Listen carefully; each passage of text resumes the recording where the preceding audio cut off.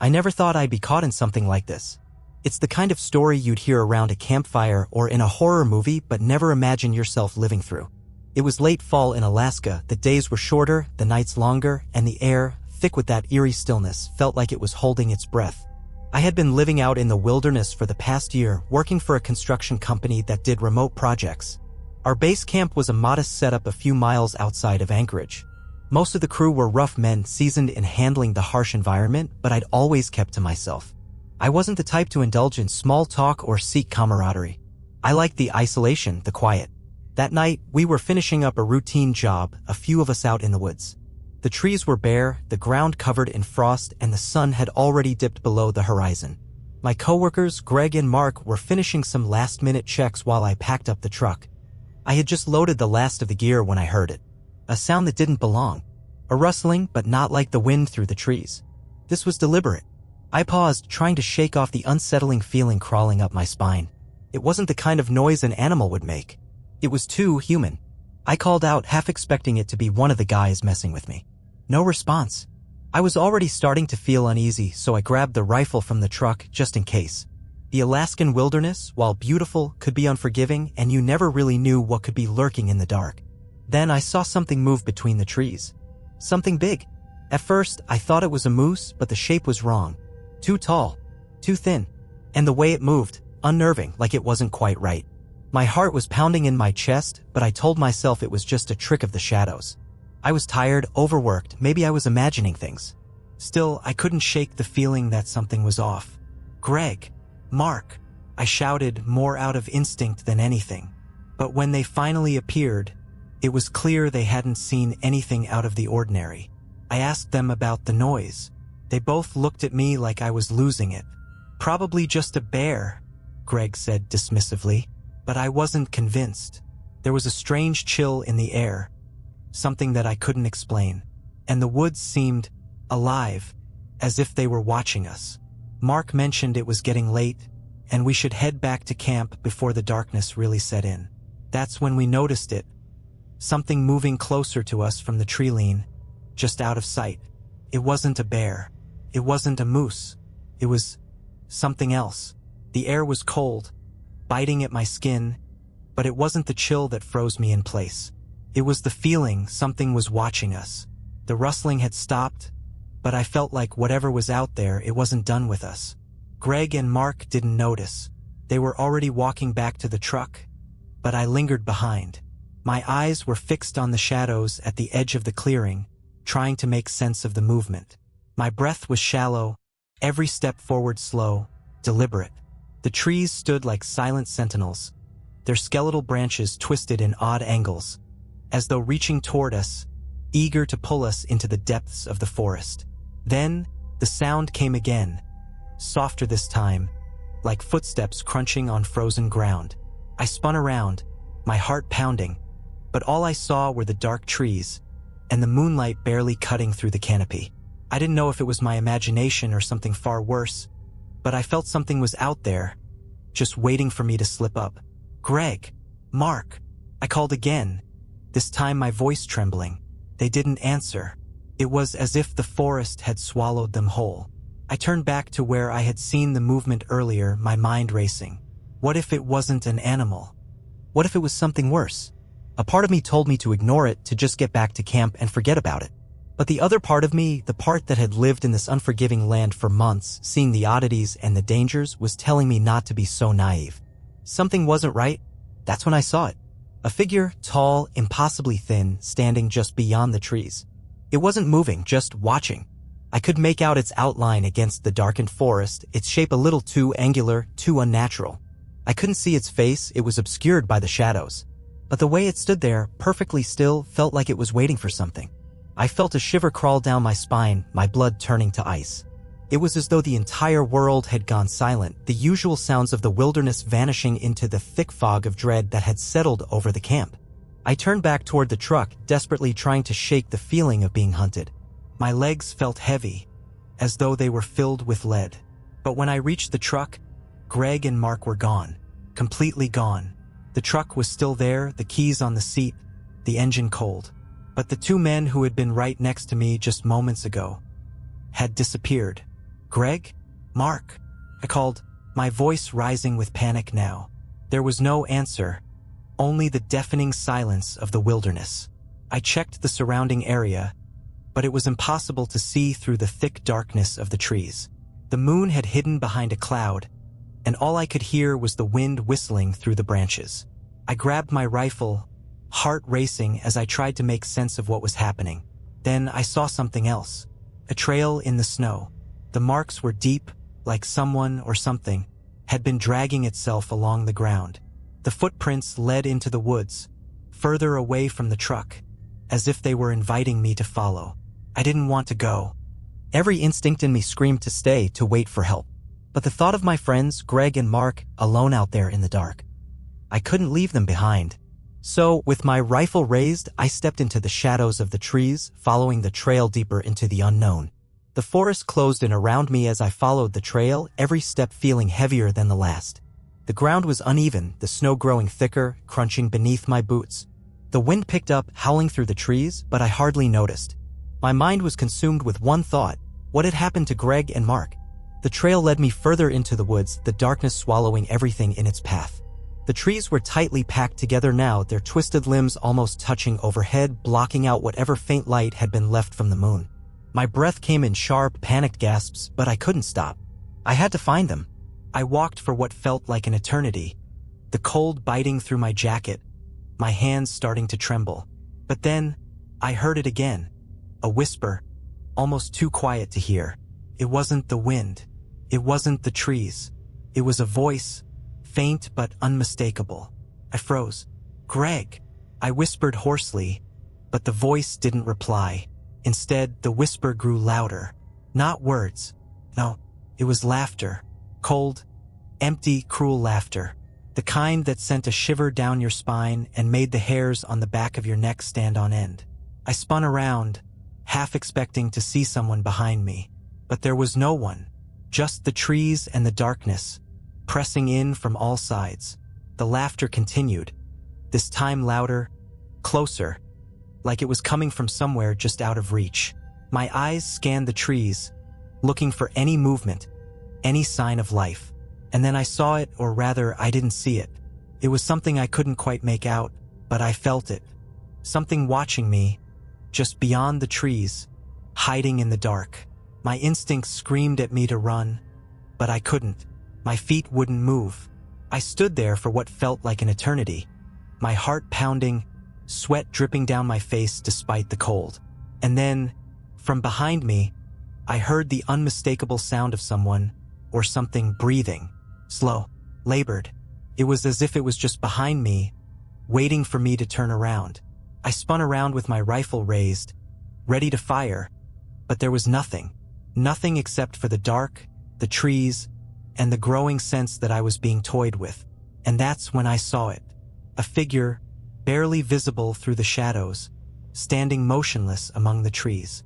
It was tall, impossibly tall, and its body seemed to twist and stretch unnaturally, like it didn't belong in this world. Its limbs were elongated, its fingers unervingly long, stretching out like tendrils of darkness. I couldn't make out its face, only the outline of a twisted, malformed shape that sent a wave of terror crashing over me. I wanted to scream, to run, but my body betrayed me. I couldn't move. The air around me seemed to freeze, time itself holding its breath. The figure tilted its head, slowly, almost curiously, as if studying me. And then, with a sudden, bone-chilling motion, it reached out from the shadows, its fingers elongating toward me, its hands stretching impossibly long. I stumbled backward, my mind screaming at me to get away, but I couldn't tear my eyes away from the nightmare unfolding before me. The laughter came again, louder now, filling the forest with its echoing madness. It was coming from everywhere, surrounding me, suffocating me. And then, just as suddenly as it had appeared, the figure vanished, slipping back into the darkness like a shadow. For a moment, everything was still. Too still. I didn't know if I was hallucinating, if the cold had finally cracked my mind, or if this was some sort of twisted dream. But I knew one thing: I wasn't alone. I turned and ran. I didn't care where I was going anymore. I just had to get away from whatever that was.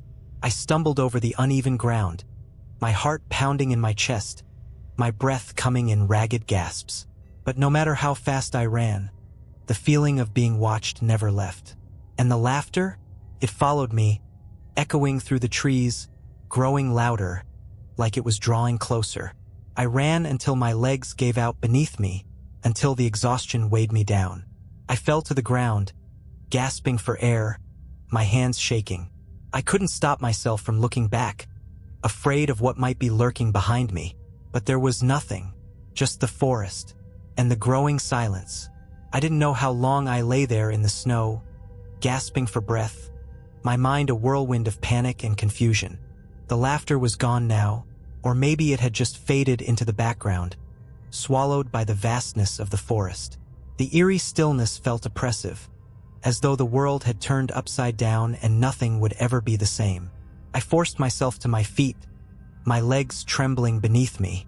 The forest was silent again, but the fear still clung to me like a second skin. I had to find Greg and Mark. They had to be out here somewhere. But the longer I wandered, the more it felt like the forest itself was playing a game with me, pulling me deeper into its twisted heart. Every direction I took seemed to lead me further away from where I'd last seen the truck, further from the reality I knew. I stumbled through the woods, my mind replaying the bizarre vision I'd seen earlier. The figure, the way it moved, as though it wasn't bound by the rules of nature. My thoughts circled back to the strange trail, the drag marks in the snow. Had it been Greg and Mark who made those marks? Or was it something else, something far worse? I couldn't shake the feeling that I was being led somewhere, as if whatever had been hunting us had now chosen to play with its prey. Suddenly, a crackling sound broke the silence, not from the forest, but from behind me. I whipped around, my heart skipping a beat, but there was nothing there. Only the dense trees and the cold emptiness of the night. My breath came in ragged bursts, fear rising in my chest like a tidal wave. And then I saw something that made my blood run cold. A figure standing at the edge of the clearing, just beyond the reach of the dim light from the moon. It wasn't human. It was too tall, too wrong. The thing in the forest wasn't just a trick of the mind, it was real. And it was here, watching me. This time, I didn't hesitate. I ran, sprinting through the snow, my heart pounding as the figure seemed to glide through the trees, always staying just a few steps behind me. The air felt thick, like I was wading through water, each movement becoming more and more sluggish as fear consumed me. But the thing didn't chase me like a predator. It was methodical, almost as if it was waiting for me to make a mistake. Every turn I took, every direction I ran, it was always just out of sight, always just close enough to make me feel like I was being stalked, but never close enough to confront me directly. I ran until my legs gave out again, this time collapsing into the snow with a heavy thud. The freezing cold bit into my skin, but I didn't care. I had to rest. I had to think. That's when I heard it again. Greg's voice. It wasn't clear at first, just a faint murmur, but as I focused on it, it became unmistakable. I scrambled to my feet, desperately following the sound. It was coming from deeper in the woods, somewhere ahead of me. I pushed forward, the last of my energy spent on the hope that I might find them. But as I got closer, the voice began to change. It wasn't Greg's voice anymore. It was distorted, twisted. It was as though something was trying to mimic him, to lure me in. The voice was wrong. I stopped in my tracks, a sense of dread washing over me like ice water. This wasn't Greg. I could feel it now, a presence in the air, something suffocating and dark, creeping closer with each step I took. The forest around me seemed to press in, the trees bending toward me as if alive, as if they were closing in on me. And then I saw it, the source of the voice, a figure, lying on the ground, half hidden in the shadows. It was Greg, or at least it looked like Greg. His eyes were wide open, staring blankly ahead, but there was no life behind them. His body was twisted unnaturally, bent at odd angles, like it had been contorted by some unseen force. I screamed, rushing forward, my heart pounding in my chest. But before I could reach him, the voice stopped. The thing that had taken on Greg's form slowly turned its head toward me, its mouth stretching into a grin that was far too wide, far too wrong. "You shouldn't have come," it whispered, its voice not Greg's, but something deeper, something ancient. I stumbled backward, my body shaking uncontrollably. The thing's grin grew wider, its limbs stretching out, distorting in ways that shouldn't have been possible. And then, with a swift motion, it lunged at me, its hand grabbing me by the throat. The cold fingers wrapped around my neck, squeezing tighter with each passing second. For the first time, I understood. This was no random creature, no animal stalking the woods. This thing was older than anything I had ever known. It had been here long before I arrived, watching, waiting. I struggled, gasping for air, but it was no use. My vision blurred, and the last thing I saw before everything went black was the twisted grin of whatever had claimed the forest as its own. The truth of what happened out there is still unclear. I don't know if I'll ever find out what that thing was or why it decided to let me live. But one thing's for sure, the wilderness doesn't forgive. If you ever find yourself in Alaska, alone in the dark, don't think you're the only one there. I don't remember how long I was unconscious. When I finally regained awareness, the world around me was spinning, my head throbbing with a pain I couldn't describe. My body felt like it had been dragged through hell, every inch of me bruised and broken. But I was alive. Barely. The air was still cold, and I was lying on my back, the snow beneath me cold and wet. For a moment, I thought I was dreaming, that the terror I'd experienced had just been a nightmare. But then I felt the sharp sting of the cold air against my skin, and reality hit me harder than the panic that had nearly consumed me in the woods. I forced myself to sit up, my body shaking from the effort. My eyes were bleary, but I could see enough to recognize the surroundings. The forest was still there, the trees standing tall, as if nothing had happened. But I knew better now. The presence was still there, lingering just beyond the trees, watching, waiting. It felt like the very air was thick with its power, suffocating me. I had to move. I had to get out of here. I didn't know how I'd survived, but there was no way I was staying one more second in this cursed place. With great effort, I pushed myself to my feet, my legs threatening to buckle beneath me. The memories of what I'd seen, Greg, Mark, that thing, flooded back like a tidal wave. But I couldn't let them stop me. I couldn't afford to think about it now. I had to run. I stumbled through the snow, my mind racing, my chest tight with fear.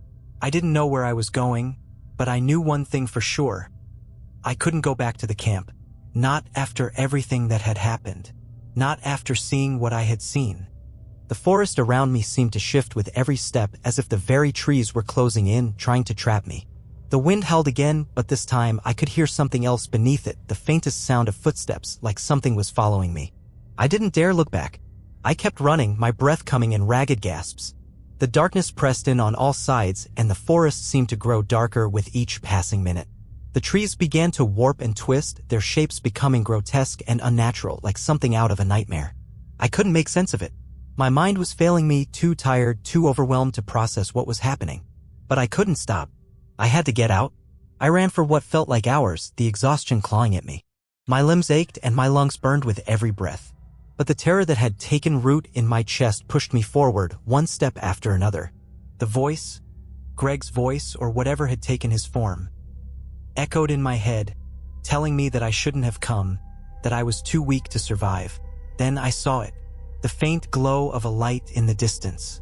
My heart leapt in my chest as I realized it was the camp. The truck. I wasn't sure how I had gotten so far out into the woods, but I was almost there, almost safe.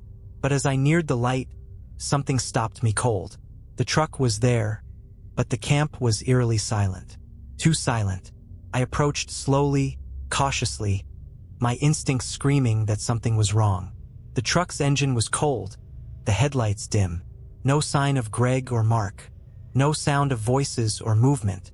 I circled around the camp, my eyes darting back and forth. The fear settled in my gut like a stone. The absence of life here was worse than anything I could have imagined. And then I saw it. A shadow moving behind the truck. I froze, my blood turning to ice. It was too tall, too thin, its shape indistinct, merging with the shadows around it. It moved slowly, deliberately, like it was savoring the moment. I reached for my rifle, but it was gone. The truck, everything had been tampered with. I didn't know how, but I realized then that I was no longer in control. That thing, whatever it was, had been toying with me the whole time. I turned to run again, but this time, there was nowhere to go. The forest had closed in completely. The trees pressed up against the camp, trapping me in. The shadow grew closer, its movements slow and methodical, like it was savoring every step it took toward me. The laughter came again. This time clear, unmistakable. It wasn't Greg's voice anymore. It was something deeper, something ancient, its tone almost mocking. The last thing I remember was the cold hand, impossibly long, grabbing my arm and dragging me into the darkness. Some stories aren't meant to be told. Some things can't be explained.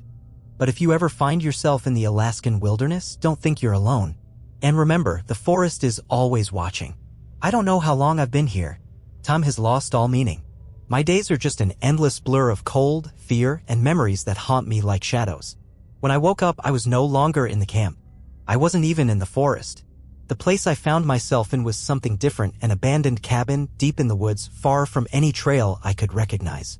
The walls were made of rotting wood, the floor covered in dust and decay. There was no sign of anyone. No sign of Greg. No sign of Mark. Just me, alone, surrounded by silence so thick I could feel it pressing against my chest. I had no idea how I had gotten there. One moment I was running, the next I was inside this place, as if the forest itself had picked me up and placed me in its twisted embrace. I tried to move, tried to get up, but my body felt wrong. Like I was trapped inside a nightmare I couldn't escape from. My limbs were stiff, my muscles sore, and when I tried to speak, the words barely came out. My throat was dry, cracked, as though I hadn't spoken in days. But there was something more. Something that gnawed at me from the inside. It wasn't just the physical pain. It was the sense that I wasn't alone. That something was watching me. Always. I pushed myself up, my eyes scanning the room for any clue, anything that might tell me where I was or how I had gotten here. There was nothing. No sign of my equipment. No sign of my rifle. Just the cabin rotting away in the middle of nowhere. But as I moved toward the door, I heard something. A faint noise, almost like a whisper, coming from behind the cabin. My heart skipped a beat, the air growing heavy with dread. I couldn't explain why, but I knew what I had to do. I had to go out there. I had to see. I pushed the door open, the hinges creaking in protest. The cold air hit me immediately, biting into my skin like 1,000 needles. But I didn't hesitate. I stepped outside, my eyes adjusting to the dim light, scanning the area around me. There, just beyond the trees, I saw it. A figure. Tall. Thin. The same grotesque shape I had seen before. The one that had hunted me in the forest, the one that had torn my world apart. It was standing there, motionless, watching me. Its body contorted in impossible ways, limbs unnaturally long and twisted. But this time I saw its face. Or rather, what was left of it. It was a mask of horror, its features melted and distorted like wax left in the sun. The eyes were hollow, dark, empty sockets that seemed to stare right through me. It was the thing I had feared most, the thing that had haunted my every step since I first set foot in the woods. I took a step back, my heart hammering in my chest. But the figure didn't move. It just stood there, unmoving, waiting. And that's when I realized, this wasn't just a creature from the forest. It wasn't just something that existed in the dark corners of the world. This thing, whatever it was tied to me now. It had marked me. It had claimed me. And there was no escaping it. I turned and ran. I ran without looking back, my feet slipping on the icy ground, my lungs burning with every desperate breath. But no matter how fast I ran, no matter how far I pushed myself, I could never escape. The presence was always there, just behind me, lurking in the shadows, waiting for me to falter. As I ran through the snow, I heard the laughter again. Low, menacing. It echoed through the trees, growing louder, filling my head until it drowned out all thought. The thing was getting closer, its fingers brushing the back of my neck, its cold breath crawling down my spine. I don't know how long I kept running. Hours? Days? Time no longer made sense to me. The woods twisted and shifted around me, the trees leaning in, their branches reaching toward me like the claws of some ancient, hungry beast.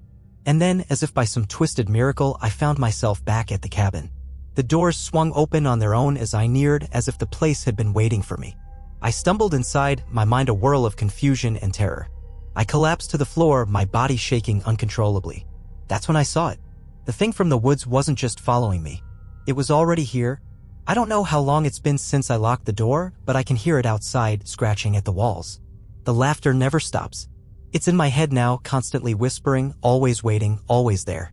And no matter how hard I try, I can't escape. I wish I could say this is the end of my story, but the truth is, it's far from over. It's just begun. If you're ever out in the Alaskan wilderness, don't ignore the silence. Don't ignore the shadows. Because once the forest decides it wants you, there's no way out. I don't know how long it's been since I last wrote. Time has ceased to have any meaning in this place. I've tried to keep track, but the days blur together, stretching on and on like an endless nightmare. The laughter, that horrible, mocking laughter, never stops. It's always there, echoing in the back of my mind, growing louder each day. I've tried everything to escape, to find a way out of this hell, but it's like the forest has swallowed me whole and now I'm trapped in its jaws. Every time I think I've gotten away, every time I believe that I've outsmarted whatever this thing is, it pulls me back in as if it's playing a game with me. It's been days since I last saw the creature, but I know it's still here. I can feel it, always watching, always waiting. The worst part is that I don't know if it's even real anymore, or if I've just gone mad, lost in this forest of nightmares. But when I close my eyes, I can still see it. Its twisted limbs, its horrific grin, its eyes, empty and soulless. I tried to leave the cabin. I couldn't stand being in this place any longer, knowing that whatever that thing is, it's waiting for me outside.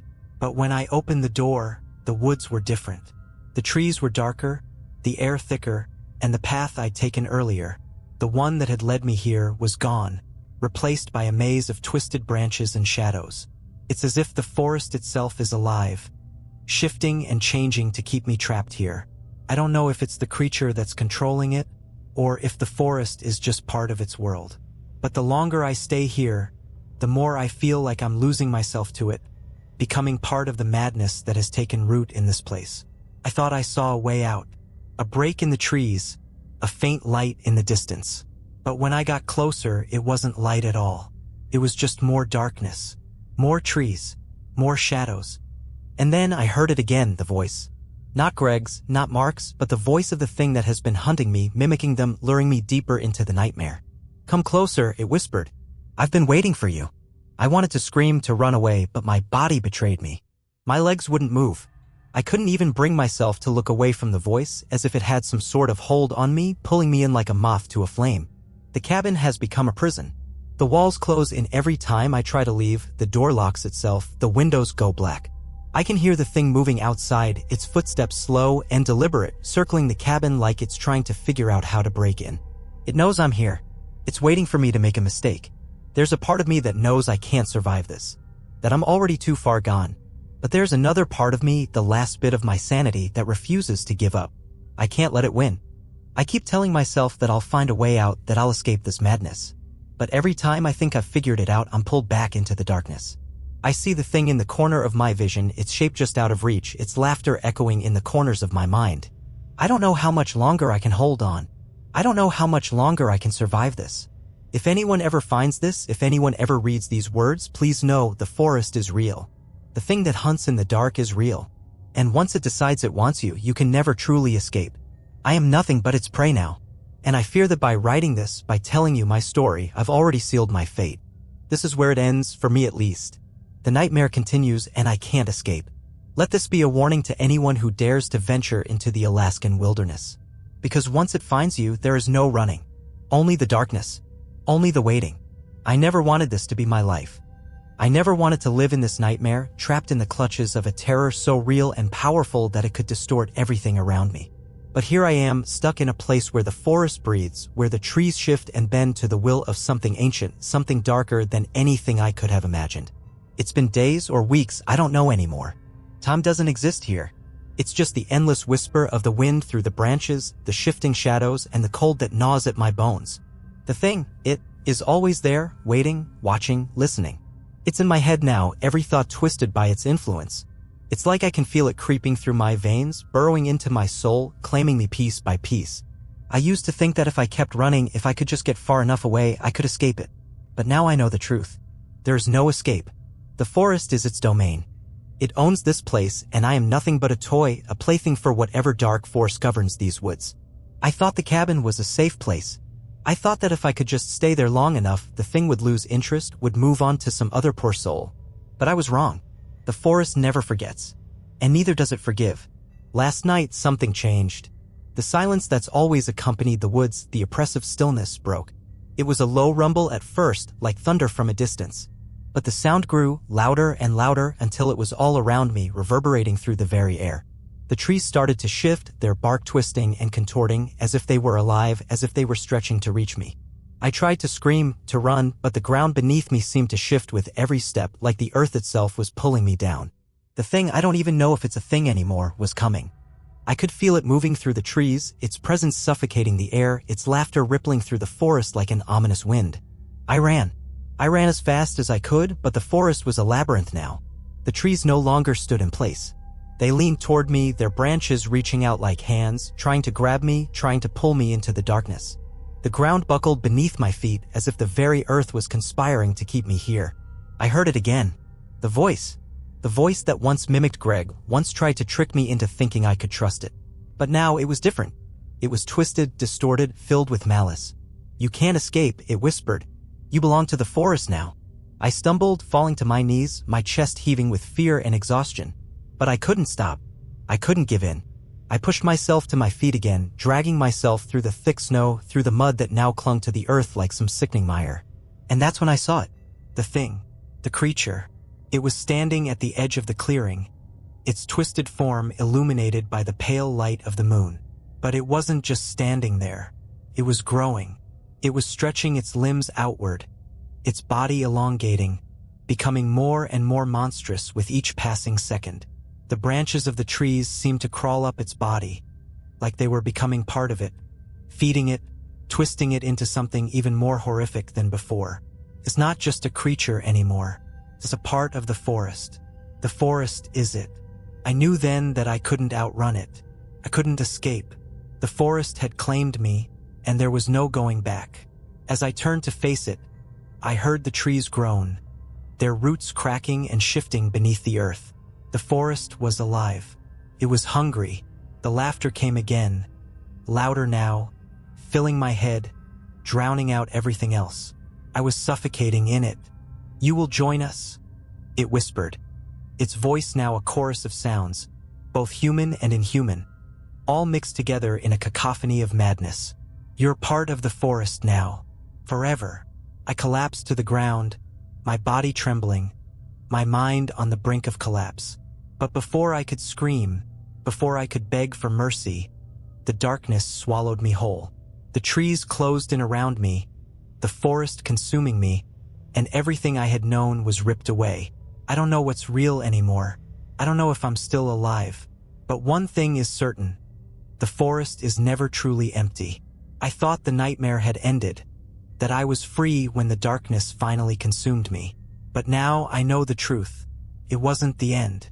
It was just another phase, a deeper part of the forest's grip. I woke up, or at least I think I did. When I opened my eyes, I was no longer in the snow, no longer in that freezing cold, suffocating forest. For a brief moment, I believed I had escaped.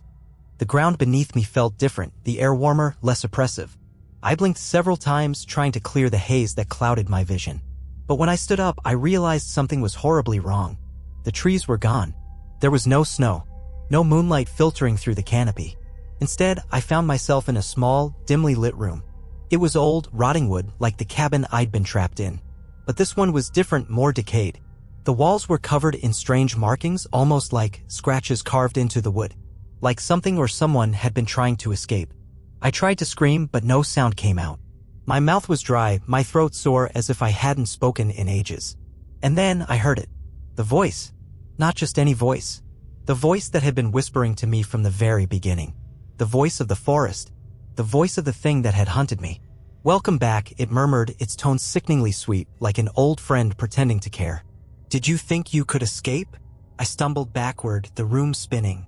The laughter came next, filling the small room, echoing in my skull. It was everywhere. It was inside me. I ran, not knowing where I was going, my hands scrabbling against the walls, trying to find an exit. But there were no windows, no doors, just the suffocating, claustrophobic air that pressed in on me from all sides. I tried to think. I tried to focus. "This isn't real," I told myself. "It's just another nightmare. I can wake up. I can fight back." But I was already too far gone. The forest had already pulled me into its grasp. It had swallowed me whole, and now it was playing with me. The room I was in, it wasn't a room. It was a prison. The same prison I had been in all along. I had never escaped the forest. It had only changed its shape, changed its form, to drag me deeper into its world. I fell to my knees, the weight of it crushing me. The air felt thick and suffocating. The walls, the ceiling, everything around me was alive with that same malevolent presence. The laughter echoed louder, drowning out my thoughts, my fears. It was like the forest itself had taken root inside me. And then I saw it. In the corner of the room, something moved. At first, it was just a flicker, like a shadow shifting. But then, it stepped forward, and I saw its face. Or rather, what was left of it. It wasn't just the thing from the woods anymore. It was something more. Its body was now part of the walls. Its arms stretched and curled around the corners. Its legs twisted into the floorboards like they were made of the very earth itself. It was no longer bound by flesh and bone. It was part of the forest now, part of the darkness that had claimed this place. And then it spoke. "You can never escape. You're part of us now," it whispered. Its voice was a cacophony of whispers of hundreds, thousands, maybe millions of voices, all twisted and corrupted by the forest's influence. It wasn't just speaking to me anymore. It was speaking through me. It was then that I understood. The forest wasn't just a place. It wasn't just some haunted stretch of land in Alaska. The forest was alive. It was a creature in its own right. And once it claimed you, once it pulled you into its depths, there was no escape. Not for me. Not for anyone. I wanted to scream, to fight, to push back. But I couldn't. I was no longer in control of my own body. The forest had claimed me, and I was becoming part of it. My limbs felt heavy, my thoughts slowing. The walls seemed to stretch and bend, wrapping around me like vines, pulling me closer, closer to the center of it all. The last thing I remember was the thing's eyes, or what I think were eyes, watching me, its hollow, empty sockets filled with endless darkness. "You will never leave," it said, its voice both soft and deafening. "The forest is always watching." And as the darkness closed in, I felt it. The final piece of me, the last shred of my humanity, slipping away, becoming one with the trees, one with the forest. I don't know where I am now, or who I am, but I know one thing for certain. The forest will always find you. The forest is always watching. I don't know why I'm still here. Perhaps I'm not here at all, trapped in the limbo between dreams and death. But somehow, I still find myself writing this. Not because I want to, but because I need to. I can't stop. It feels like a compulsion. Something I can't escape. Like the forest is forcing me to tell this story, even if I'm nothing more than a shadow now. The thing that hunts us, that thing from the woods, has become part of me. I feel it in my every breath, in my heartbeat. It's like the trees themselves are intertwined with my soul. Every step I take feels heavier. Every movement feels like I'm being pulled in two directions, one toward the darkness, the other toward the impossible, unreal hope that I can still break free. But I know better now. It's not that simple. It never was. The forest is alive. And it's patient. Patient beyond comprehension. It waits. Watches. And when it has you, it doesn't let go. You become part of it, just like every other soul that has wandered too far into the Alaskan wilderness. You're absorbed into the roots, into the earth, until there's nothing left of you but the echoes of your screams. I'm not alone anymore, but that's not something I can explain to anyone. I hear them now, the others. The lost ones. The ones who didn't survive, the ones who were consumed long before I ever set foot in the woods. They're here, all around me, whispering in the wind, scratching at the walls. I hear them begging for release, crying out for help, just as I once did. And yet, none of us can escape. The forest won't allow it. It has its grip on us now. It's a strange thing, the way the forest plays with time. When I try to look back at the memories, they shift. They blur. I can't recall if what happened was days ago or years. There are days when I feel like I'm walking through the same moments, reliving the same horrors over and over again. But when I try to escape, when I try to run in the opposite direction, I always end up in the same place. The same forest, the same cabin, the same creature. It's as if the forest has no end, as if it stretches on forever, feeding off of the fear, the despair, the hopelessness. We're all part of it now. I can hear it breathing. The thing, the creature, the ancient force that controls the trees, the wind, the very earth beneath me. This presence fills every inch of the forest. I can feel it crawling through my veins, its voice growing louder and louder in my head. "You are one with us now," it whispers. "We are the forest. You are nothing but a memory now." I think back to the way I felt when I first arrived, so sure that I could outsmart it, that I could outrun the terror. But now I understand. There is no escaping. There is no running. There's only the slow, inevitable pull of the darkness, and the eternal whispers that never stop. It never stops. And yet, despite everything, I can't help but wonder if there's still a chance. If there's a way to break free. Maybe it's just a foolish hope, a remnant of what I used to be. Maybe the forest has already consumed me completely. But every once in a while, in the silence between the whispers, I hear something else. A voice, a memory, sounds like my own. I don't know what it means, but it's enough to keep me writing, to keep me trying. Maybe, just maybe, there's something left inside me that hasn't been consumed by the forest. I write this now, hoping that someone will hear my voice. Maybe it's too late for me. Maybe it's too late for all of us. But if you're reading this, if you're hearing my words, please know the forest is waiting. It's always waiting, and it never forgets. I didn't think it was possible to feel this way, as if I were both here and not here at the same time. Every waking moment is a battle, a tug-of-war between the part of me that remembers who I was and the part of me that the forest has already claimed. And with each passing moment, I feel myself slipping further. It's like I'm drowning in something thicker than air, something suffocating that gets into my lungs and fills me up until I can't breathe without it. The whispers are growing louder now. They're not just the lost souls anymore. They've changed. The voices that beg for release, the cries for help, are still there, but there's something else. Something more. It's as if they've learned to speak in unison, all the lost souls now one, repeating the same words over and over like a mantra. You can never leave. You're ours now. Part of the forest. Part of the darkness. I can feel it even in my body. There's a shift, a strange pulsing that runs through my veins. It's like my blood has thickened, like the very essence of me is turning into something else. Something darker. The forest is inside me. The thing that hunts me, that has hunted everyone who's dared to step too far into this wilderness, is more than just a creature. It's a force, a presence, and it's not confined to the trees or the cabin or the woods. It's inside the ground, in the roots, in the air we breathe. It's everywhere. It's everything.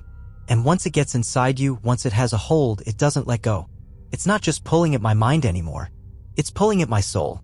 And yet, even as it takes more of me, even as I feel myself becoming a part of it, there's still something, some last shred of defiance, some tiny ember of resistance that won't die. It flickers in the darkness. It pushes against the weight of the forest's grip. I don't know what to do with that feeling. I don't know if it's a spark of hope or if it's just a last attempt to hold on to a piece of me that's already slipping away. I don't even know if it's real anymore or if I'm just grasping at the last vestiges of my humanity before the forest consumes me completely. I can hear it outside the cabin. The thing. I don't know what it wants from me anymore. I don't know if it's still hunting or if I'm just its final victim, the one it's been waiting for.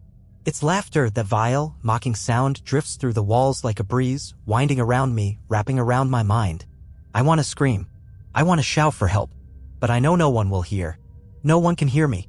The forest is too far. And the thing? It has no need for help. It just wants more. More souls. More fear. More darkness. The silence between the laughter is the worst part. It's the moment when I can hear the trees shifting outside, when I can feel the earth beneath me moving, the very roots of the forest stretching toward me, pulling me closer. The silence is when I know it's coming, when I know it's going to take me completely. And then I hear it again. Not the laughter. Not the whispers. But a voice. A voice that sounds like my own. It's faint at first, like a whisper carried on the wind, but then it grows louder. It calls out my name. It sounds so familiar. But it's not my voice. It's the voice of something else. Something from deep in the forest. We are waiting for you. I know what it means. I know what it's telling me. I've become part of the forest. Part of the thing. Part of its darkness. And I don't know if I'm still alive. I don't know if I've ever truly escaped. Maybe I'm nothing more than an echo now, my soul caught in the endless cycle of the forest's hunger. I've lost track of the days. The hours. The moments. Everything here feels like a dream. Or a nightmare that never ends. All I know is this. The forest is alive, and it's waiting. It always waits, and soon I'll be one with it. I thought that I had reached the depths of the forest's grip. I thought that once I had become a part of it, Once I had surrendered myself to the dark, I would be free. But the forest doesn't give you peace. It doesn't give you rest. It only offers more torment. The days are gone. The concept of time is a distant memory, a fleeting thought that slips further away each moment. I can no longer remember what it felt like to have warmth, to have light, to have life. Now all I know is the cold, the darkness, the ever-present whispers, the laughter, the thing that haunts me, the thing that controls everything. I know I'm not alone. I can hear the others, the ones who have been here longer than I have. They used to scream. They used to cry out just like I did. But now, all I hear are their voices, hollow and lost, drifting on the wind. They no longer fight. They don't even remember who they were. They're part of the forest now, just like I am, just like it wants us all to be. Every day, I feel the forest pressing in closer. The roots are digging into my soul, pulling me deeper into its abyss. It wraps around me, inside me. It's like I can feel the earth moving beneath me, like it's alive, shifting, breathing, and it's pulling me further into its grasp. I've become one with the trees. My thoughts are no longer my own. The forest whispers through me now. And yet, there are times when I wonder if I can still fight, if I can still break free. I don't know what's real anymore. I don't know what's left of me. But sometimes, in the silence between the whispers and the laughter, I catch a glimpse of something, a fleeting vision of light, of the world before. I don't know how it happens, but for a brief moment, I feel the warmth of the sun on my skin, the air on my face. I remember what it was like to be free, to be human. And then, just as quickly, it's gone. The forest pulls it away from me, like a cruel joke, like a taunt, reminding me that there is no escape, there is no freedom, there is only the forest.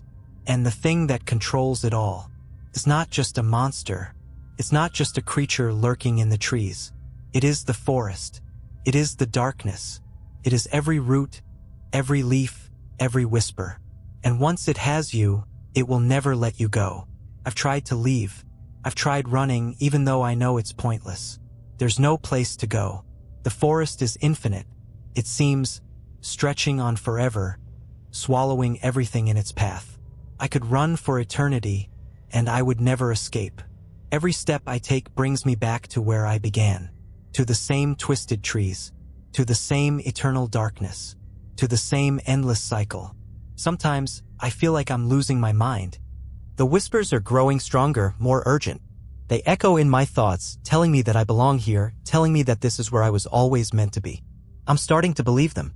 I'm starting to think that maybe I never had a choice. Maybe I was always meant to be a part of the forest, a part of the thing that controls it all. I wonder if the others feel the same. The ones who came before me. The ones whose voices are now just echoes in the wind. I wonder if they too had moments of clarity, moments where they saw the truth before they too were consumed. There's no escaping. There's no escape. But maybe, just maybe, there's something else. Something deeper. Something buried beneath all of this darkness. The thing that controls the forest controls everything. Maybe if I find it, if I can reach the center, I can make it stop. Maybe I can end it all. End the cycle. I don't know. I'm not sure if it's possible, but I can't stop myself from trying. Even though I know it's futile. Even though I know the forest will never let me go. But I'll try anyway, because there has to be something left. There has to be. Even if it's just a fleeting hope, something deep inside me refuses to let go. I won't let it claim me completely. Not yet. I can feel it now. The thing that has been pulling me deeper into its grasp, deeper into the heart of the forest. It's close. I can hear it in the wind. It's watching me, waiting, savoring my every move. I've come too far, I've fallen too deep to turn back. But still, some small part of me fights. It's a fading ember, but it's there, the last bit of resistance, the final shred of humanity that refuses to be swallowed by the darkness. I've wandered so long through this place. The trees have no end. The ground has no shape. It all feels like one endless cycle. Each step I take brings me back to where I began. It's as if the forest itself is a living thing with no true boundaries. It's been feeding on me, pulling me in, consuming me. And now I've come to the center. I've reached the core. It wasn't a place I could have known. It wasn't something visible or tangible. But now I see it. The heart of the forest. The thing that has been controlling everything. All the whispers, all the movement, all the fear. It's not just a creature. It's not just a force. It's the forest itself. A mindless hunger. An ancient will that exists beyond anything I can comprehend. And I can feel it pulsing through the air, like the thrum of 1,000 hearts beating in unison. It knows I'm here. It's been waiting for me. And now I realize something. There is no fighting this. There is no escape. I am part of it now. The forest has consumed me, body and soul. It has become a part of me, and I, in turn, have become part of it. There is no me anymore. There is only the forest. I hear the voices again. The others. They are not lost. They are not gone. They have simply changed. They are the forest now. The whispers, the laughter, the calls for help, it's all part of the same symphony. I feel the pull now, as if the forest is calling me back, pulling me deeper into its roots, into its earth. I know it is my fate. It always has been. It's not just the thing that hunts in the woods. It's everything. It's the trees, the wind, the ground beneath my feet. It's the darkness that feeds on fear. It's the hunger that has never been sated. And now I am part of that hunger. I stand at the center of it all, and I understand. I understand everything. The forest is eternal. It has always been here. It will always be here. It is the earth itself, the darkness beneath the soil, the hunger of the world. And once it has you, once you've stepped too far into its embrace, there's no escape. I close my eyes, and I feel the last pieces of me slip away, consumed by the dark, fed to the roots of the forest. And as I drift into the void, the last whisper I hear is my own voice. We are the forest, and we never leave.